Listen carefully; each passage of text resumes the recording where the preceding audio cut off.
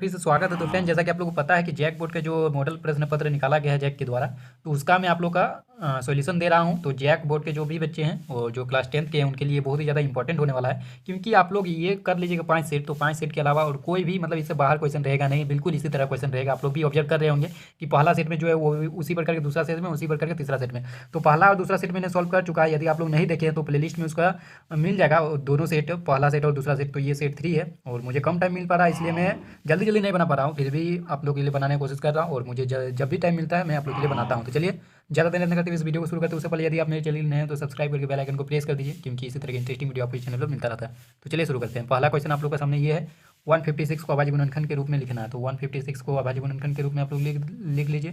कितना हो जाएगा? ये आपका इतना हो जाएगा, 2 × 2 × 3 × 13। तो देखिए वहाँ पे क्या है, 2 × 2 किस ऑप्शन में? 2 × 2, ऑप्शन डी सही जवाब हो जाएगा। 2 × 2 × 3 × 13। अब है नेक्स्ट क्वेश्चन, क्वेश्चन नंबर 2। 96 तथा 404 का महत्तम समापवर्तक मतलब एचसीएफ दिया हुआ है और एलसीएम पूछा जा रहा है। तो आप लोग पता है ना, दो संख्याओं का गुणनफल equal to LCM into HCF. तो एलसीएम क्या, दो संख्याओं का गुणनफल इक्वल टू क्या होता है? HCF into LCM. एचसीएफ दिया हुआ 4, एलसीएम हम लोग को निकालना है। तो एलसीएम निकालने के लिए 4 को उस साइड ले जाइए, तो कितना हो जाएगा? ये 101 हो जाएगा। और 96 को 101 से मल्टीप्लाई कर दीजिए। तो 96 को 101 से मल्टीप्लाई कर देंगे तो ये आएगा 9696। तो देखिए किस ऑप्शन में है, तो ऑप्शन डी सही जवाब हो जाएगा। नेक्स्ट क्वेश्चन है 12, 15 और 21 का एलसीएम। तो इसका एलसीएम आप लोग निकालेंगे तो 420 आएगा, यानी ऑप्शन बी सही जवाब हो जाएगा। चलिए नेक्स्ट क्वेश्चन की ओर चलते हैं। धनात्मक पूर्णांक, क्वेश्चन नंबर 4, धनात्मक विषम पूर्णांक निम्न में से किस रूप का नहीं हो सकता? विषम पूर्णांक बोल रहा है, निम्न में से किस? तो ऑप्शन ए तो हो सकता है, ऑप्शन मतलब सी भी हो सकता है। तो ये सही जवाब नहीं है, मतलब ये दोनों सही जवाब नहीं। सही जवाब आप लोग का है ऑप्शन बी, जो कि ये मतलब विषम नहीं हो सकता है, ये तो सम हो जाएगा, क्योंकि 6q+2 दिया हुआ। तो ये विषम नहीं होगा, ये सम हो जाएगा। तो इसलिए ऑप्शन बी सही जवाब हो जाएगा इसका। चलिए नेक्स्ट क्वेश्चन, क्वेश्चन नंबर 5। द्विघात बहुपद x² - 5x + 6 के शून्यक पूछा जा रहा है। तो देखिए, तो शून्यक निकालने का आप लोग फैक्टराइज कर दीजिए इसको। तो क्या होगा? x² - 3x - 2x + 6 = 0 कर दीजिए और इसको लिख दीजिए x कॉमन लेकर x - 3, और यहाँ से -2 लीजिए कॉमन, और x - 3 = 0। तो x का वैल्यू क्या आ जाएगा? x का वैल्यू 2 आ जाएगा और 3 आ जाएगा। तो x का वैल्यू 2 और 3 आ जाएगा।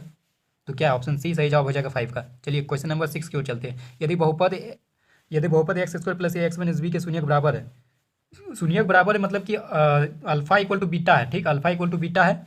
और बोल रहा है किंतु विपरीत साइन का, मतलब कि आप लोग समझ सकते हैं, एक रूट, पहला रूट आप लोग अल्फा ले लीजिए तो दूसरा रूट क्या हो जाएगा? इसी का नेगेटिव हो जाएगा। तो जो अल्फा है उसका नेगेटिव दूसरा मूल हो जाएगा आप लोग का माइनस अल्फा है। एक मूल अल्फा हो गया, दूसरा मूल या शून्यक जो भी बोला जा सकता है। एक शून्यक आप लोग का अल्फा हो गया, दूसरा शून्यक माइनस अल्फा हो गया। तो पूछा जा रहा है ए का वैल्यू, तो दोनों को जोड़ दीजिए। मूलों का योगफल क्या पढ़ रहे हैं? मूलों का योगफल इक्वल टू -b/a। तो यहाँ से देखिए -b/a क्या हो जाएगा? मूलों का जो योग होता है -b/, यानी -a हो जाएगा। -a इक्वल टू क्या होता है? मूलों का योग, और मूल क्या है? अल्फा और माइनस अल्फा। तो अल्फा और माइनस अल्फा ऐड करना है, तो ये तो 0 हो जाएगा, यानी कि a का वैल्यू जो है आप लोग का 0 निकल के आएगा, यानी ऑप्शन डी आप लोग का सही जवाब हो जाएगा। नेक्स्ट क्वेश्चन, क्वेश्चन नंबर 7, जिसमें कहा जा रहा है इसमें बहुपद की शून्यकों की संख्या। ये देखिए, एक्स एक्सिस को जितना बार कट करेगा ना उतना ही बहुपद की संख्या हो जाएगा, मतलब शून्यक की संख्या हो जाएगा। तो यहाँ कितना बार कट करता हुआ दिख रहा है एक्स एक्सिस को? एक बार यहाँ, एक बार यहाँ, 2 बार कट करता दिख रहा है। तो यानी इसका शून्यकों की संख्या जो है 2 हो जाएगा। ऑप्शन सी सही जवाब हो जाएगा, ठीक है। क्वेश्चन नंबर 8, समीकरण देखिए ये किसका कंडीशन है वो पूछा जा रहा है। 1/a2 not equal to b1/2, इसका एक ही हल होता है, वो कंडीशन होता है, यानी कि ऑप्शन आप लोग का ए सही जवाब हो जाएगा। ऑप्शन ए सही जवाब होगा, अद्वितीय हल होगा। चलिए नेक्स्ट क्वेश्चन, क्वेश्चन नंबर 9, रेखाओं 2x + 3y = 5 और 4x + 6y = 15 के कितने हल है?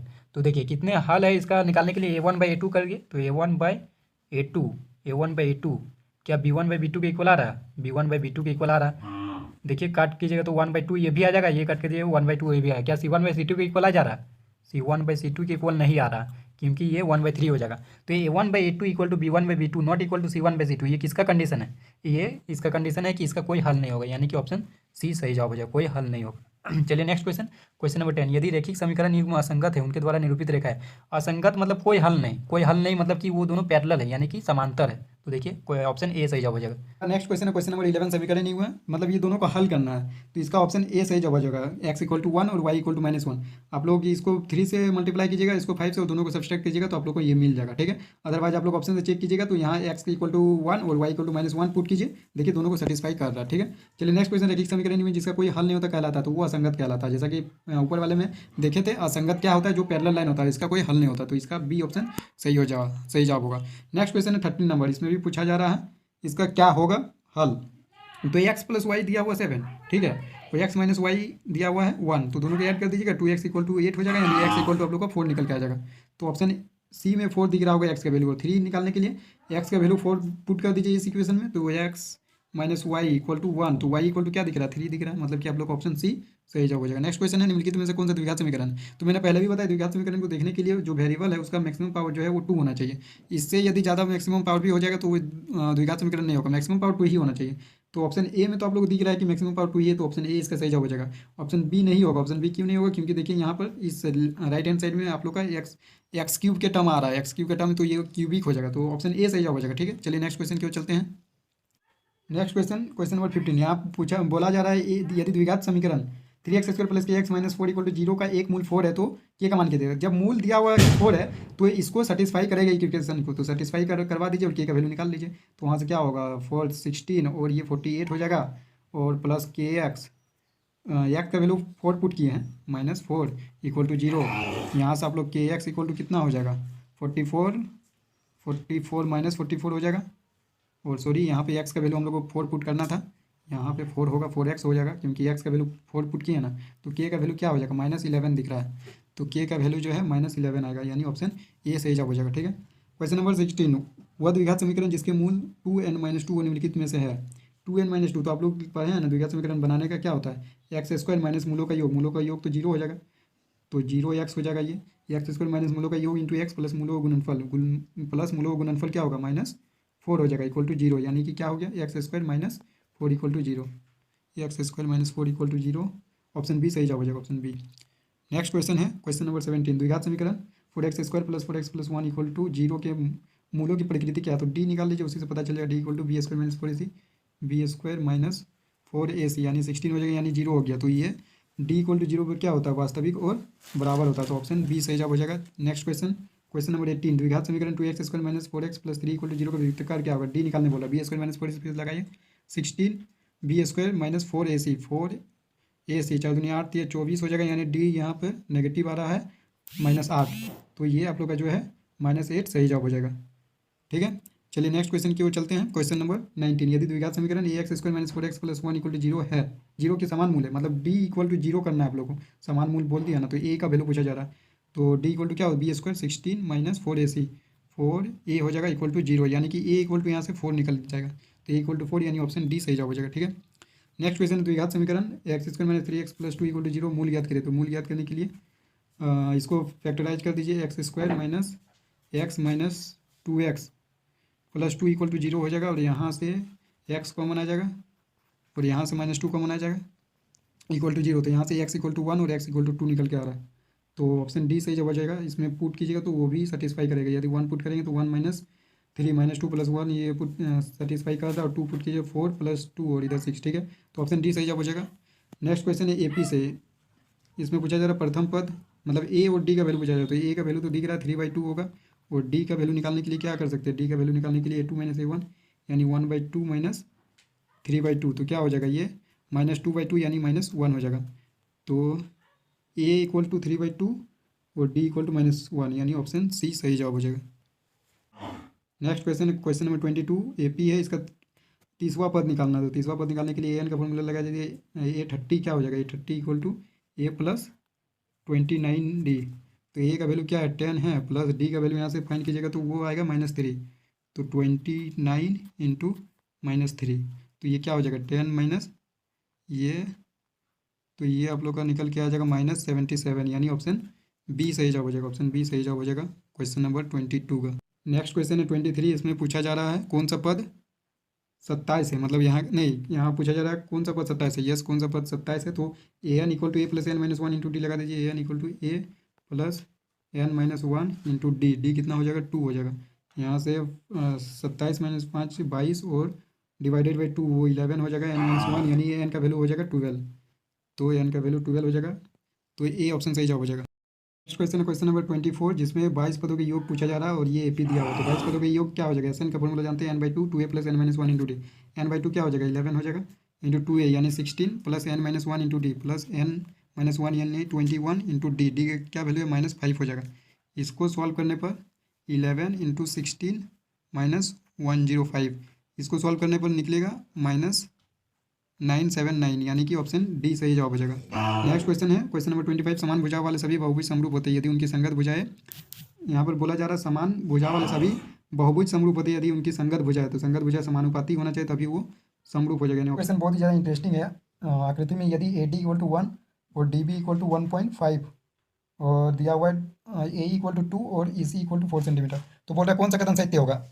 ये बहुत कोई थेल्स पर में समझ रहे होंगे, और थेल्स पर में से यदि बनता है, यदि दोनों का रेशियो ये दोनों का अनुपात ये दोनों के अनुपात के इक्वल होता तो वो ये दोनों पैरेलल हो जाता, मतलब दोनों समांतर रेखा हो जाता है, यानी ऑप्शन ए सही जवाब हो जाता। लेकिन 1/1.5 नॉट इक्वल टू 2/4, इसलिए ये समांतर नहीं होगा। और इस पर तो बताया नहीं जा सकता, इस कंडीशन से ये जो दिया हुआ इस पर बताया नहीं जा सकता कि D equal to B C होगा कि नहीं, तो ये ऑप्शन भी नहीं होगा। और यहाँ पे परपेंडिकुलर तो दिख नहीं रहा, ये तो लाइन इधर से जा रहा है, परपेंडिकुलर इधर से जाना चाहिए था, परपेंडिकुलर भी नहीं होगा, यानी ऑप्शन डी सही जवाब होगा, इनमें से कोई नहीं। नेक्स्ट क्वेश्चन है क्वेश्चन नंबर 27, समरूप त्रिभुज संगत भुजा क्या होती है, तो समानुपाती होती है, ऑप्शन बी सही जवाब हो जाएगा। नेक्स्ट क्वेश्चन है 28, बहुत इंटरेस्टिंग क्वेश्चन है, एबीसी तथा पी क्यू आर के लिए कौन सा कथन सत्य है, तो यहाँ पर ये दोनों समरूप है, लेकिन इसको लिखने का एक स्टाइलिश होता है, स्टाइल होता है इसमें लिखने का, जैसे देख सकते हैं ए बी रेशियो कौन सा है, इक्वल है ए बी, और इधर से हम लोग क्या लेंगे ए बी का रेशियो आर आर क्यू के साथ इक्वल टू क्या है, ए बी का रेशियो आर क्यू के साथ equal to B C divided by इसका पी क्यू के साथ क्यू पी इसको लिख सकते हैं क्यू पी। इसको लिखने का स्टाइल होता है, आप लोग नहीं जानते तो आपको जानना होगा, इसमें टाइम लगेगा, मैं डायरेक्ट लिख के दिखा ए सी, और ये हो जाएगा ए सी का हो जाएगा आर पी के साथ, यानी कि इसको देखिए यहाँ से हम लेंगे, जैसे इस पैटर्न में लेंगे उसी पैटर्न में नीचे वाला भी लेना है हमको, ए बी और सी लेना है, ठीक, triangle A B C, triangle A B C, तो यहाँ से नीचे से क्या हो जाएगा ट्रेंगल, देखिए उसी पैटर्न में लेगा, ए बी सी लिए, ए बी और यहाँ से सी लिए, ठीक, तो इसी पैटर्न में लेना है, आर क्यू और यहाँ से पी लेना है, तो ये सिमिलर होगा ट्रेंगल आर क्यू पी से, तो ये आप लोग का देखिए ऑप्शन बी में दिख रहा होगा A B C similar triangle R Q P, तो ऑप्शन बी सही जवाब हो जाएगा। अच्छा क्वेश्चन, बहुत कोई गलती करेगा इस क्वेश्चन में।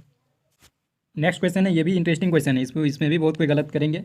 ए बी सी और डी ई एफ दिया हुआ है सिमिलर ट्रेंगल, और क्षेत्रफल दोनों का दिया हुआ है, तो ये पढ़ेंगे थ्योरम, दो समरूप त्रिभुजों के क्षेत्रफलों का अनुपात उनकी संगत भुजा के वर्ग के अनुपात के बराबर होती है। लेकिन इसमें एक थोड़ा सा दिया हुआ है कि ई एफ दिया हुआ है, तो ई एफ ऊपर में नहीं रखना, बी सी को ऊपर में रखना, ठीक है।